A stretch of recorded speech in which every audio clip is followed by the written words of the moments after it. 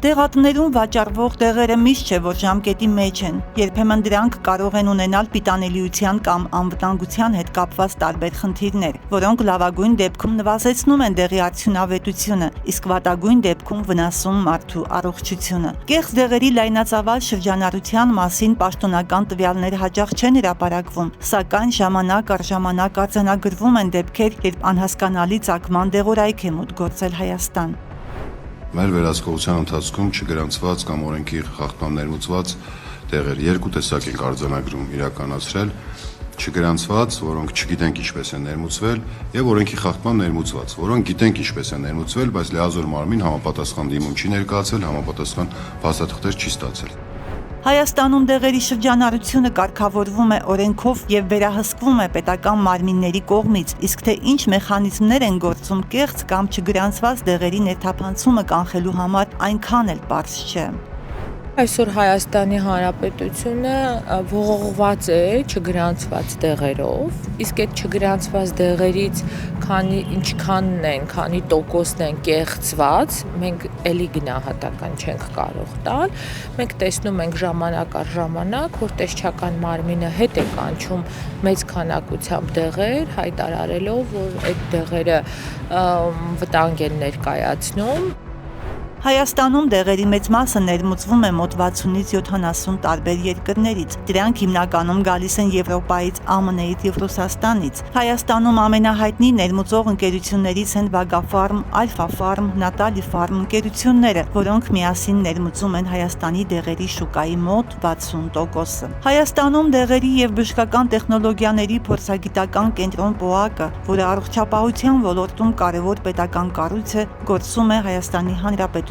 առողջապահության նախարարության ենթակայությամբ եւ պատասխանատու է դեղերի եւ բժշկական սարքերի վերահսկման համար եւ հենց այդ կենտրոնի թույլտվության հիման վրա է մաքսակետը թույլատրում դեղը մուտք գործի Հայաստանի Հանրապետություն։ Այդ կենտրոնը նորից կատարում է դեղերի փորձաքննություն, այսինքն այդ կենտրոնն է պատասխանատու, եթե օրինակ տեսչության կողմից, տեսչական մարմնի կողմից հայտնաբերվում են կասկածելի դեղեր, դա պաշտոնական եզրակացություն, դա կեղծ դեղ է, դա չգրանցված դեղ է, թե դա գրանցված օրինական ներկրված դեղ է Հայաստանի Հանրապետությունում։ Այդ կենտրոնի միջոցով են նաև դեղ ներկրողները, դեղ արտադրողները գրանցում Հայաստանի Հանրապետության բոլոր դեղորայքը, որը որ գրանցված է եւ շրջանառվում է։ Մեր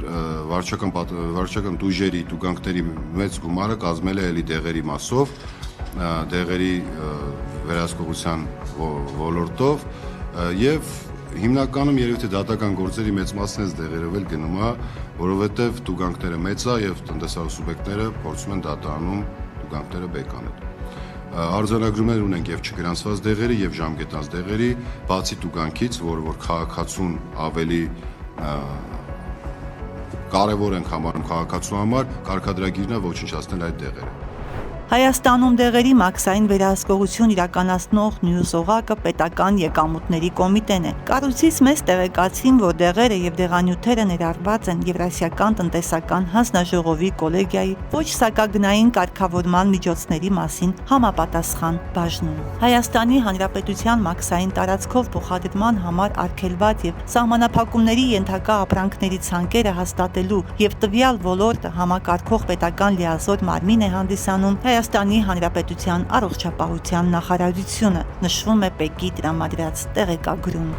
Ընդհանրապես Հայաստանի Հանրապետության դեղերի փորձաքննության կենտրոնում չեն կատարվում, բացառապես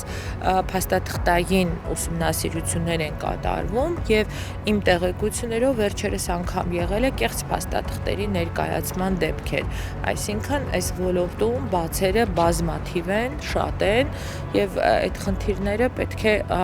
համակարգված միջգերատեսչական, այսպես ասած, աշխատանք լինի, որպեսզի հասկանան ինչ է կատարվում։ Անուշ Պողոսյանն անդրադարձավ նաև հղիության արհեստական ընդհատման համար կիրառվող Cytotec դեղին, որը դեղատներում ազատ վաճառվում է։ Նա հայտնեց, որ Հայաստանում երկու ընկերությունների Cytotec է գրանցված, որոնցից մեկը արհեստական ընդհատում է առաջացնում։ Նա բացառապես դեղատոմսային պրեպարատ է եւ ինքը պետք է դուրս գրվի դեղատոմսով եւ դեղատոմսով դուրս չգրվելը խիստ խնդիր է առաջացնում, որովհետեւ կանայք հաճախ, այսպես ասած, իրար խորհուրդ տալով գնում են այդ պրեպարատը դեղատներից եւ որի արդյունքում արյունահոսություններով երբեմն կյանքին վտանգ սպառնացող ուրեմն հայտնվում են հիվանդանոցներում։ Հայաստանում դեղերի շրջանառությունը օրենսդրորեն կարգավորված է, սակայն դրա իրական արդյունավետությունը կախված է վերահսկողության խորությունից, թափանցիկությունից եւ տնտեսական շահերի հավասարակշռությունից, ինչն այսօր հաճախ բացակայում է կամ լիարժեք չի ապահովվում։